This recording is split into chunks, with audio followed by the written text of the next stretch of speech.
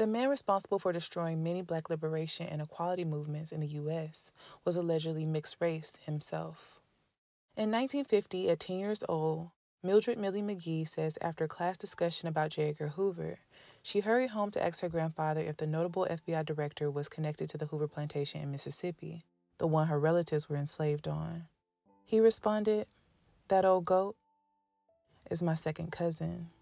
Millie told her grandfather she would share the revelation with her friends, but he forbid her. Her grandfather said Hoover would have them murdered if his African ancestry was revealed. This was a deeply terrifying moment for young Millie that sparked nightmares for years. My grandfather said, "Look, daughter, you cannot tell that.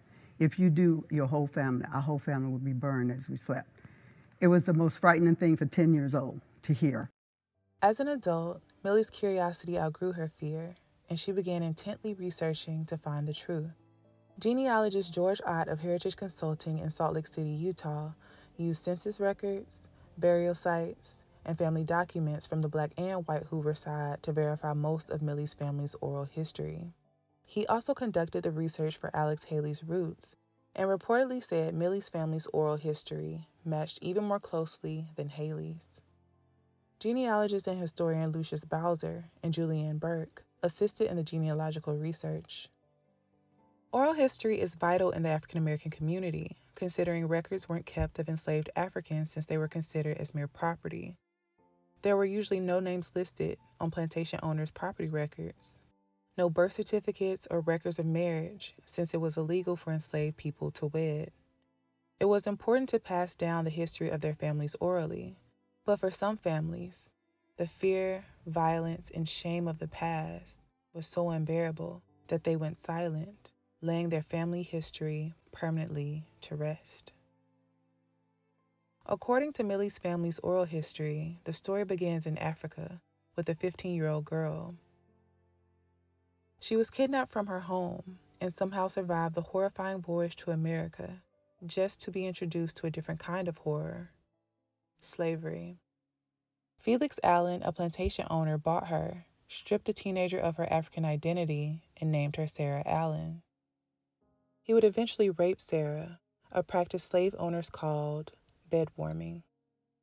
This resulted in the birth of a daughter, Elizabeth Allen.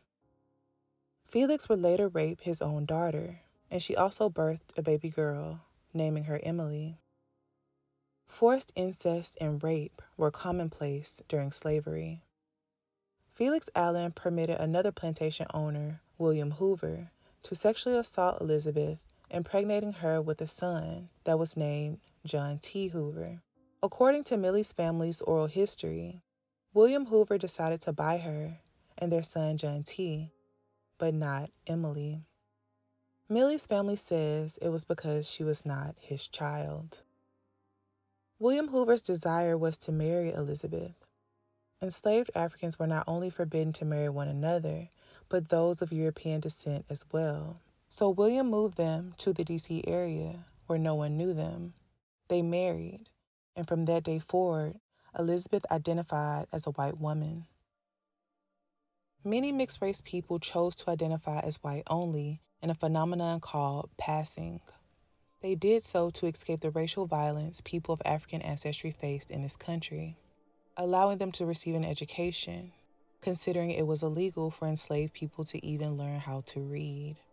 Passing allowed individuals to have a career, civil rights, to be treated as people and not property. During that time, America's one-drop rule stated, any person with even one ancestor of black ancestry was considered black. This was white supremacists' attempt to maintain a quote-unquote pure bloodline.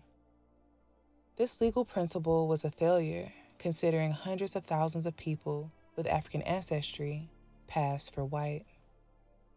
Elizabeth, however, did not have a choice. Since she was enslaved, she could not refuse William's proposal and was forced to live this new life. While Elizabeth lived in D.C. as the wife of her enslaver, her daughter Emily remained in Mississippi and was bought by a man named Christian Hoover Sr. He had two sons who were named William Hoover and Christian Kit Hoover. They sexually assaulted Emily at will resulting in the birth of several children. She would eventually have a son named Ivory, also referred to as Ivy, with Christian Kit Hoover. Ivy is the alleged father of John Edgar Hoover. The family in D.C. will often visit the family on the Mississippi plantation, and vice versa. When Dickerson came of age, he bought an enslaved woman named Annie on the Mississippi plantation. Millie says she was also mixed race and able to pass for white. According to the family story, Annie and Ivy were lovers as they lived on the plantation in Mississippi before Dickerson purchased her and took her to D.C. to marry. When Ivy would visit D.C. with his grandfather, Christian Hoover Sr., they would secretly meet, and during one of their rendezvous, Annie allegedly became pregnant with John Edgar Hoover. For clarity, Elizabeth Hoover, formerly Allen, had children by Felix Allen, her enslaver, and William Hoover, the man who bought and married her. She had Emily Allen by Felix, who gave birth to Ivory Hoover, J. Edgar Hoover's alleged father. She also gave birth to a son by William Hoover, John T., who had a son named Dickerson. Dickerson's mixed-race wife Annie had an affair with Ivy, her nephew of no blood relation, allegedly producing John Edgar. My mother said, "Are you sitting down?" And I said, "Okay, I'm sitting down. What is it?" She said, "Ken just told me that Uncle Ivy, her grandfather, was J. Edgar Hoover's biological father." So Millie claims Dickerson, the man who raised John Edgar, his wife Annie, and Ivy, Hoover's alleged biological father, were all mixed race, directly from the bloodline of an African woman. Millie says Hoover was allegedly unaware of his black ancestry until he was a teenager. Many families who passed chose not to tell their children because they were fearful they would accidentally reveal their secret. Christian Hoover Sr. willed Emily, Elizabeth's daughter, to his son William. Emily and all of her children began to live with William. William's wife would eventually divorce him and move to Texas. Millie and George would later discover census records listing Emily as his new wife. Found Emily Allen, mother Elizabeth Allen. Emily Allen married, it says married in the census, to William Hoover and had all these babies and one named Ivy. Emily had a heartbreaking life, with no opportunity to choose and make a life of her own, like many enslaved men and women. Although Dickerson despised J. Edgar, according to family legend, he raised him and continued his marriage to Annie after her affair. Dickerson was often away because sometime during the war, doctors sent him to an insane asylum at Laurel. After Hoover reached adulthood, Dickerson's mental illness worsened. He began suffering from anxiety, depression, and delusions, causing him to have a mental breakdown and forcing him to leave his government job. Millie's family's oral history states, Annie began living with Ivy in Mississippi. The research team was able to verify Annie living in the home with Ivy via census records. After Ivy passed, Millie's family says Annie returned home to D.C. Millie's family believes J. Edgar was responsible for Ivy's death. Through their extensive research, they were able to discover that J. Edgar Hoover was not Millie's grandfather's second cousin. He was in fact his first. Ivy was Millie's grandfather's father's brother. Although they had different last names, they were blood brothers. Christy Hoover Sullivan was also told their family was related to John Edgar. Christy says she discovered her great-grandfather, Dr. Clayton Hoover's name, within Millie's research. J. Edgar openly claimed Dr. Clayton's side of the Hoover family. Christy emailed Millie and shared the connection she made. She said the whole idea of our strand of Hoovers with history in Washington, D.C., having anything to do with slaves, was a difficult concept to swallow.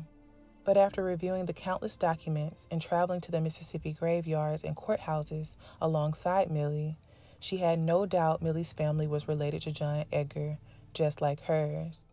Christy was able to find birth certificates for all of her family members except for John Edgar, a dilemma Mildred and her research team also encountered. We found documents that was erased, smeared, changed. A couple of friends who did this routinely in Washington, D.C.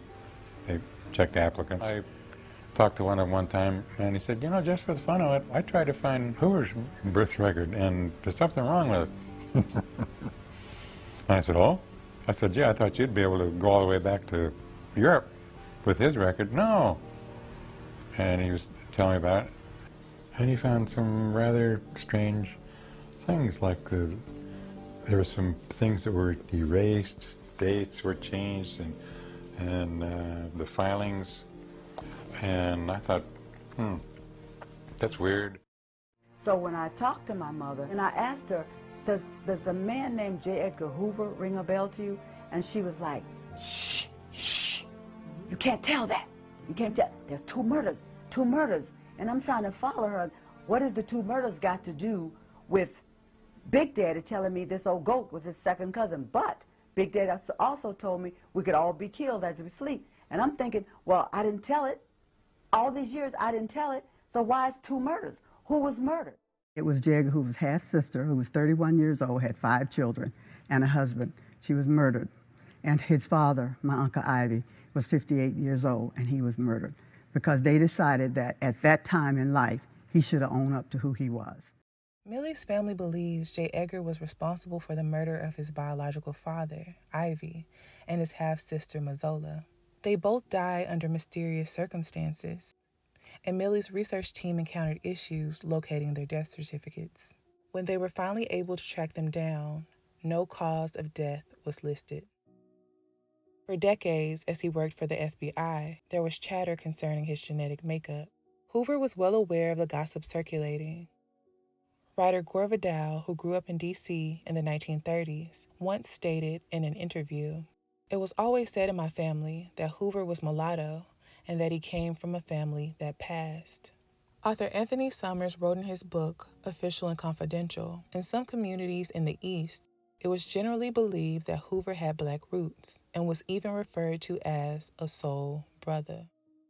Millie McGhee made it her mission to shed light on a family secret that caused her years of anguish. The discovery of the truth reportedly freed her. The pain of the past that haunted her had now been released. Throughout Hoover's career, he targeted nonviolent leaders like Martin Luther King Jr. and Fred Hampton for attempting to fight for the equality of Black Americans, even allegedly murdering some. He also created COINTELPRO to disrupt, misdirect, and discredit all Black liberation movements. He even publicly denounced interracial marriage. Additionally, he targeted members of the gay community who could be arrested on a morals charge, despite there being continuous rumors that he had a long-term relationship with Clyde Tolson, who he left most of his estate to after his passing. The Mafia, specifically Meyer Lansky, reportedly blackmailed him with compromising photos of he and Tolson. This is why he reportedly denied the existence of organized crime for decades. After dying from high blood pressure, his obituary mentioned nothing of his family, only his personal accomplishments. Never be ashamed of who you are, for it can lead to a life of destruction, hate of yourself and hate of others. Race is a silly concept, a lie sold through racist propaganda and pseudoscience to justify slavery. People who hate another group simply because their skin color is the darker hue are operating on a low, dark vibration. Remember, we are here to awaken from the illusion of our separateness. Please subscribe if you enjoyed this video. If you're interested in learning Black history facts hidden from American schools, go to the link in the description to purchase my ebook.